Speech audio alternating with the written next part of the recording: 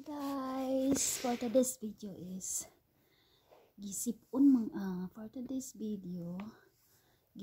manggugot sa kaubos. So ang gagawin ko, magtuob ako.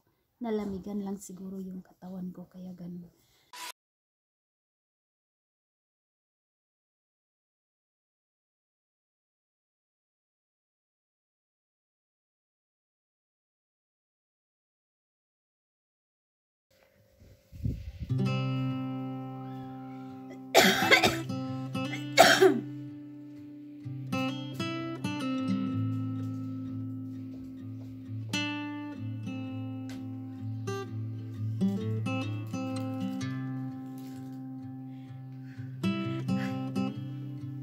Kailangan pa siyang ihipan para lang maglabas yung init.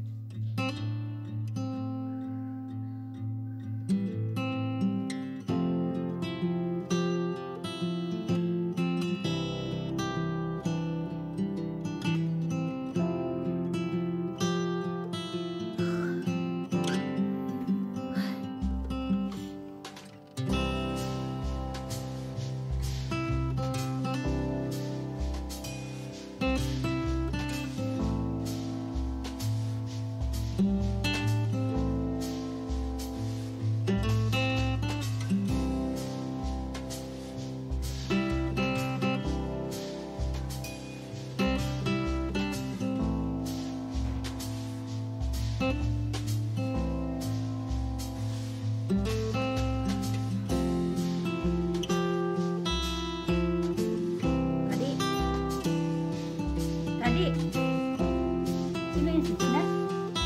Sino? Anong dala? Anong dala?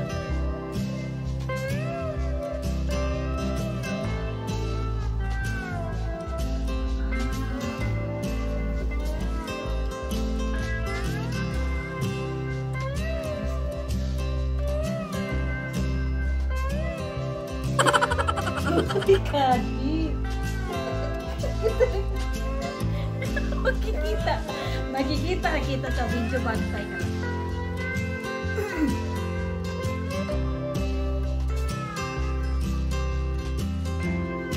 Mahirap talaga pag may anak ka na.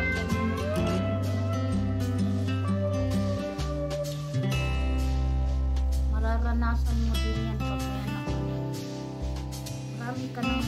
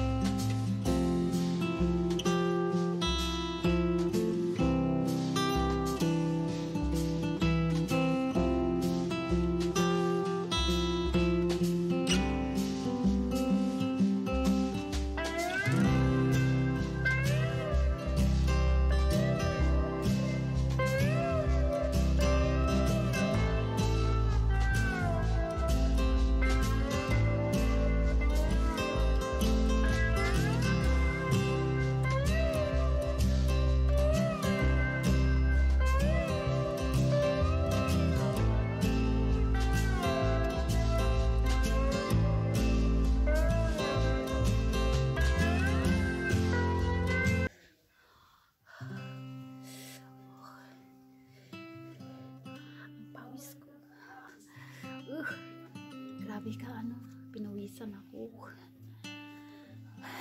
Ganyan kasi pag, ano, nalalamigan ako. Hutuyon ko sa ubo ba? Hutuyon ko sa ubo, tapos sinisipon ako, hindi ako makatulog, makati yung lalamunan ko. Wala naman akong lagnat. Wala naman akong lagnat, ano lang. Ubo lang at saka sipon. Allergy ba? Allergy siguro ko sa pusa kasi katabi ko yung pusa at tuwing gabi. So, yun. Kaya, or baka din sa lamig.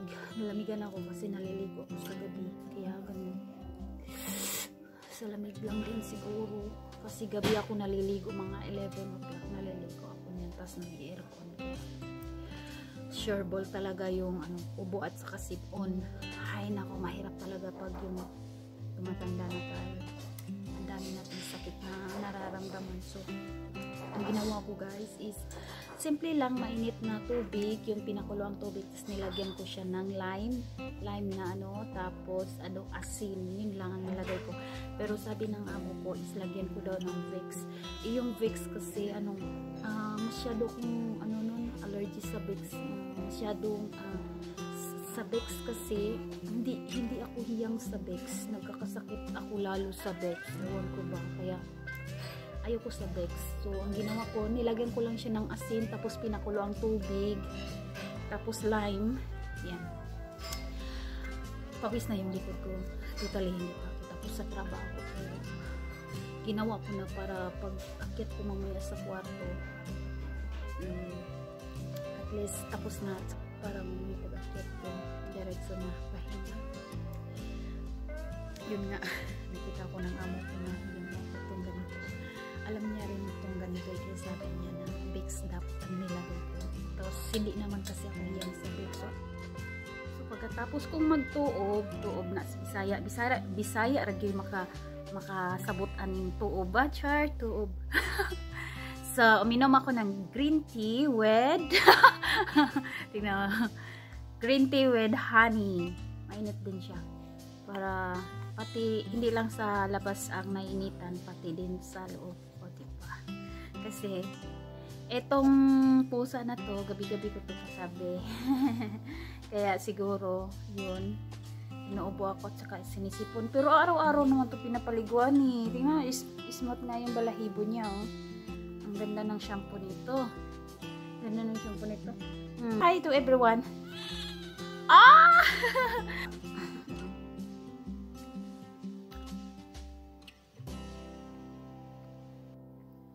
Ang sarap. Ang init. Sarap sa pakiramdam.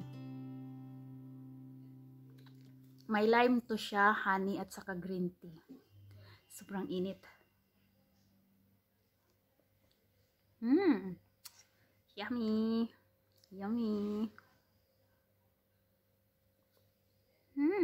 Yummy. Tapos yung pusa ko, tingnan nyo. Ayan.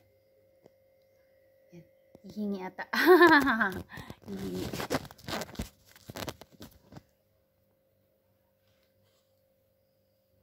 While hindi pa kami tapos sa work, so ginamot ko na yung sarili ko para pagkatapos ng trabaho namin, diretso na tulog, diba? Char!